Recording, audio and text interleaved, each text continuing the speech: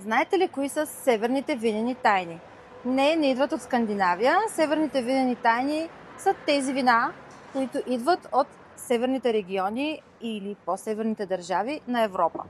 В настоящата ни промоция сме събрали чудесни представители, елегантни, стилни вина, изчистени и такива, които ни показват чистия теруар на мястото, където са родени.